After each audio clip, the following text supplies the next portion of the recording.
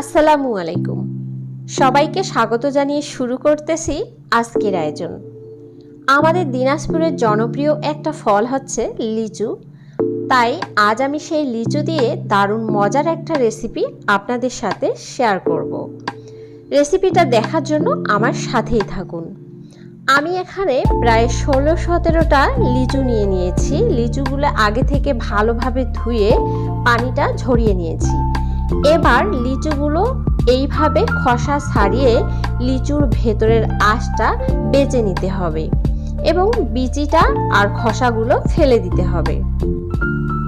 এই লিচুগুলো খুবই ভালো ছিল, খেতেও অনেক মিষ্টি, এমনকি লিচুগুলো রসালো ছিল। তা হয়তো দেখেই বোঝা যাচ্ছে যে লিচুগুলো কতটা রসালো ছিল। এক এক করে সব লিচুর খোসা ছাড়িয়ে নিয়ে নিলাম। এবার এখানে অ্যাড করে দিচ্ছি 2 টেবিল চামচ পরিমাণ চিনি। চিনির স্বাদটা আপনি আপনার মতো বাড়িয়ে বা কমিয়েও নিতে পারবেন। আরও দিয়ে দিচ্ছি 1/4 চা চামচ বিট লবণ। বিট লবণ না থাকলে শুধু সাদা লবণ দিলেও হবে। আরও দিয়ে দিলাম 1/4 চা চামচ নর্মাল বা সাদা লবণ। এবার সব কিছু নিয়ে চলে যাচ্ছি ব্লেন্ড করতে। এতক্ষণে হয়তো বুঝতেই পেরেছেন যে লিচু দিয়ে আমি কি তৈরি করতে যাচ্ছি। এবার এখানে 1 গ্লাস ফ্রিজের ঠান্ডা পানি অ্যাড করে দিলাম।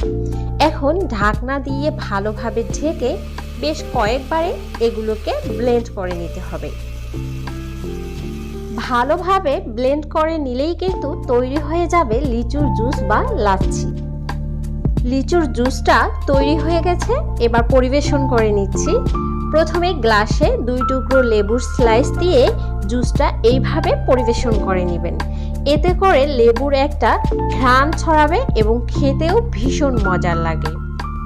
যদিও রেসিপিটা তৈরি করা খুবই সহজ এবং খেতেও মজার, তারপরেও দেখা যাবে যে অনেকেই এখনো এই রেসিপিটা ট্রাই করে দেখেননি। তো আমি রিকোয়েস্ট করতেছি, এই লিচুর সিজনে অবশ্যই একবার এইভাবে রেসিপিটা তৈরি করে খেয়ে দেখবেন, অনেক ভালো লাগবে। ভিডিওটা কেমন লাগলো জানাতে ভুলবেন না। সবার সুস্থতা কামনা করে আজকে বিদায় নিচ্ছি। এ পর্যন্তই। সবাই ভালো থাকবেন, সুস্থ থাকবেন, আমাদের জন্য দোয়া করবেন। আল্লাহ।